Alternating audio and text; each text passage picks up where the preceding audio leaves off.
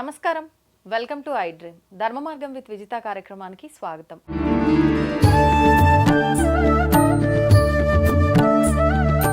ప్రస్తుతం మనతో పాటు ఉన్నారు ప్రముఖ ఆధ్యాత్మికవేత్త ప్రొఫెసర్ సత్యనారాయణ మూర్తి గారు. ఇప్పుడు వారితో మాట్లాడి మరిన్ని విషయాలు తెలుసుకుందాం. నమస్కారం అండి. నమస్కారం అమ్మా విజిత. బ్రహ్మం గారి కాలజ్ఞానంలో ఉన్నట్టుగానే ప్రతి ఒక్కటి కూడా ఇప్పుడు మనకు జరుగుతున్నాయి అని చెప్పి, అది మంచైనా చెడైనా కూడా ప్రతి ఒక్కటి అలాగే జరుగుతుందని చెప్పి మనం మాట్లాడుకుంటూ ఉంటాం. అయితే ఈ మధ్య కాలంలో మనం గత జల ప్రళయాలు జరిగినాయి క్రిందటి సంవత్సరం అంతా కూడా. ఆ జల ప్రళయాల నుంచి మొదలు పెడితే మనకు ఉగాది తర్వాత కూడా మళ్ళీ అగ్ని ప్రమాదాలు అని చెప్పి రకరకాలుగా మనం వింటూ ఉన్నాము. వైరస్లు రాబోతున్నాయి అని చెప్పి వచ్చాయి ఆల్రెడీ. వచ్చినా కూడా మళ్ళీ అంత ప్రమాదకరం కాదు అని అనుకున్నాము, ప్రమాదం సంభవిస్తుంది అనుకున్నాము, అన్నట్టుగానే అన్నీ జరుగుతున్నాయి. కొన్ని అంటే వాహనాలు, గాల్లో ఎగిరే వాహనాలకు సంబంధించిన ప్రమాదాలు అని అంటే, వాహనాలు ఏముంటాయి, గాల్లో విమానాలు ఉంటాయి. అటువంటి వాటి గురించి కూడా మాట్లాడుకోవడం జరిగింది గతంలో. ఇప్పుడు మనం ఈ మధ్య కాలంలో కనుక చూస్తే విమాన ప్రమాదాలు కూడా జరిగినవి. మరి ఇలా ఇంకా అసలు ఏమున్నాయి కాలజ్ఞానంలో, వాటి గురించి తెలియజేయండి. తప్పకుండా. పోతులూరు వీరబ్రహ్మేంద్ర స్వామి వారు సాక్షాత్తు విష్ణుమూర్తి. ఆయన విష్ణువు వీరబ్రహ్మేంద్ర స్వామి వారిగా పుట్టారు. సిద్ధయ్య శివుడుగా సిద్ధయ్య పుట్టాడు. కాలజ్ఞానం అంతా రాసి కొన్ని మాత్రమే ఉంచి మిగతావంతా కూడా బరీ చేసేసారు, కప్పెట్టేశారు చింత చెట్టు కింద. తన తెలియకూడదు కదా, మొత్తం దుర్వినియోగం చేస్తారన్న ఉద్దేశంలో. ఆ చెప్పిన కొన్ని శాంపుల్స్లోనే ఆయన ఏం చెప్పారు, జల ప్రళయాలు వస్తాయన్నారు, వచ్చినాయి.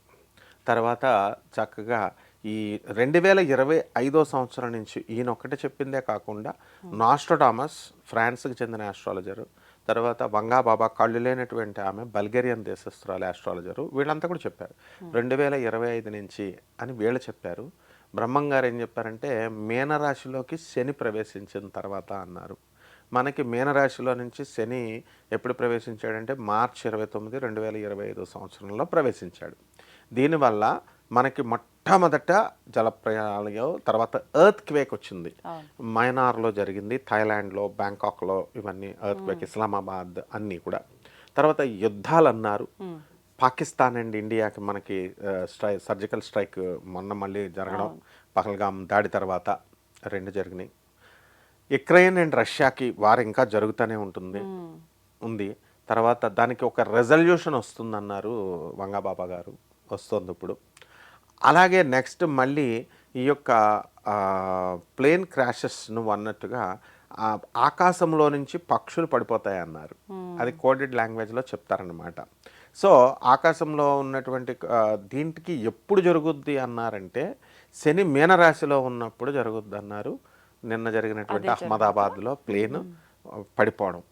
ఈ విధంగా మనకి ఈ టైంని ఈజీగా ప్రెడిక్ట్ చేయొచ్చు.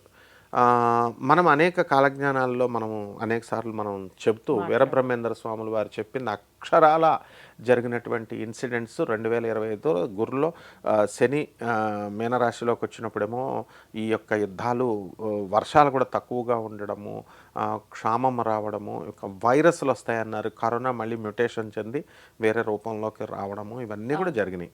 అండ్ ఈవెన్ ఆంధ్రప్రదేశ్ గవర్నమెంట్ కూడా హాస్పిటల్స్ అన్నీ ఓపెన్ చేసి అరేంజ్మెంట్స్ అన్నీ చేయమని అన్ని గవర్నమెంట్స్ కూడా అలర్ట్ అయిపోయినాయి.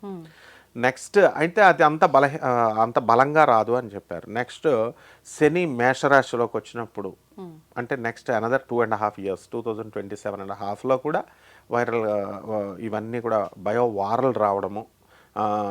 అంటే ఇప్పుడు చైనా వాళ్ళు ఏం చేశారంటే ఒక వైరస్ని అమెరికాకు పంపించారు. వాళ్ళు అరెస్ట్ అయ్యారు, 2 సైంటిస్టులు, లేడీ అండ్ జెంట్. కొత్త రకం వైరస్ని, ఆ వైరస్ దీన్నే బయోవార్స్ అంటారు. అంటే ఏ విధంగా అయితే ఇప్పుడు మన కరోనా ఎలాగైతే పంపించారో అలా అమెరికాకు కూడా మొన్న రీసెంట్గా జూన్ నెలలోనే జరిగింది అది. ఆ విధంగా ఇలాంటి బయోవార్స్ వస్తాయన్నారు. ఆ తర్వాత శని మనకి వృషభ రాశిలోకి వచ్చినప్పుడు ఎక్కువ అధికంగా మరణాలు, వైరస్ మ్యూటేషన్స్ చెందడము, యమదూతలు భూమి మీదకి వచ్చి కరాళ నృత్యం చేస్తాయి అని చెప్పారు. అంటే కరోనాలో గుట్టలుగా ఎలా అయితే చనిపోయారో ఆ విధంగా డెత్ రేట్ ఎక్కువ ఉంటుంది అన్నారు. సో ఈ యొక్క దైవ రక్షణలో ఉన్నటువంటి వాళ్ళు బ్రతుకుతారని నిన్న జరిగినటువంటి ఈ యొక్క అహ్మదాబాద్ విమాన క్రాష్లో ఒక వ్యక్తి బతికి నడిచి రావడం ఎంత ఆశ్చర్యం. మందిలో విమానం పడిపోవటము, ఒక్కడు బతకటం అసలు విచిత్రం అనమాట.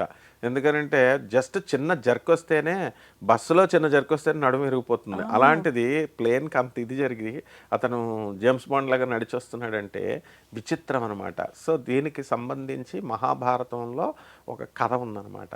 అదేమిటంటే ఒక పక్షి ఆకాశంలో పైకి వెళుతుంది. అది ఎవరో బాణం వేశారు, యుద్ధం జరుగుతున్న వాళ్ళు. అది దానికి తగిలి గుడ్డు, భయంతో గుడ్డు ఆకాశంలో నుంచి పెట్టేసింది. పెట్టేస్తే అది భక్తురాలు ఆ పక్షి. కృష్ణ నా బిడ్డను రక్షించు అని అడిగింది. అడగానే కృష్ణుడు వెంటనే అటెండ్ అయిపోతాడు. మనం ప్రేయర్స్ని దేవుడు వెంటనే తీసుకుంటాడు. సో వెంటనే ఒక యోధుడు బాణం వేయడం ఏనుగుకి. ఆ ఏనుగు మెదడు ఎంత ఉంటుంది కదా, అది వచ్చి భూమి మీద పడ్డం. ఆ భూమి మీద ఆకాశంలో నుంచి పడినటువంటి ఆ గుడ్డొచ్చి ఈ మెదడు మీద పడ్డం, సంరక్షణ. మళ్ళీ ఇంకొక యోధుడు బాణం ఏనుగు బొమ్మని ఏనుగుకి ఇలా బాణం వేయగానే ఆ ఏనుగుకి ఉన్న గంట కడతాం కదా, పెద్ద గంట, ఆ గంట తెగి దానికి గుడ్డు పైన ఇలా పడ్డం. 18 days మహా యోధులు, చావేలేని భీష్ముడు చచ్చిపోయాడు. ద్రోణాచార్యుడు వీరుడు, ద్రోణాచార్యుడి చేతిలో ఇది కనుక ఉంటే శివుడు కూడా అడ్డుకోలేడు, కృపాచార్యుడు, అలాంటి వాళ్ళు అందరూ చచ్చిపోయారు. విచిత్రం ఏమిటంటే అర్జునుడిని తీసుకొచ్చిన తర్వాత దైవ సంరక్షణలో ఎలా ఉంటుందని చూపించడం కోసం కృష్ణుడు తీ అంటాడు. అది తీస్తే అది హ్యాచ్ అయిపోయి పక్షి గుడ్డు పిల్ల అయిపోయి ఆకాశంలోకి ఎగిరిపోతుంది. ఆ విధంగా ఈ మధ్యన కూడా ఒక 2 years బ్యాక్ ట్రైన్లో ఒక అమ్మాయి డెలివరీ అయింది. బాత్రూంలో ఉంది. బాత్రూంలో డెలివరీ అయితే ఆ టాయిలెట్ గుండా బేబీ పడిపోయాడు. బేబీ పడిపోతే యూట్యూబ్లో కూడా ఉంది అది. బేబీ పడిపోతే ఆ పిల్లాడు డేస్ బేబీ బ్రతికాడు. అంటే దీన్ని బట్టి మనకు అర్థమైంది ఏంటంటే డెస్టినీ రక్షిస్తుంది అని. కాబట్టి పోతులూరు వీరబ్రహ్మేంద్ర స్వామి వారి కాలజ్ఞానము డెస్టినీ. ఆయన సాక్షాత్తు దేవుళ్లాగా చూడాలి. కాబట్టి ప్లేన్ క్రాషెస్ జరుగుతాయన్నారు, మనకి భయం వేస్తుంది. అందరూ చచ్చిపోతారా అంటే అమ్మో, ఆయన ఏం చెప్తున్నారు? ధర్మాన్ని పాటించండి. ఎలాగో దగ్గరగా వచ్చాము, 2000 యుగ ధర్మం అయిపోతుంది, సత్యయుగం మారుతోందని. అలాగే కాశీనాథ్ మహారాజ్ గారు, కాశీనాథ్ మిశ్రా అని, ఆయన దీని గురించి క్లియర్గా చెప్తున్నారు. పంచసకులు రాసినటువంటి భవిష్యమాలిక అన్న దాంట్లో పూరి జగన్నాథ స్వామి టెంపుల్, కృష్ణుడు భక్తులు వాళ్ళు పంచసకులు, వాళ్ళు రాశారు క్లియర్గా.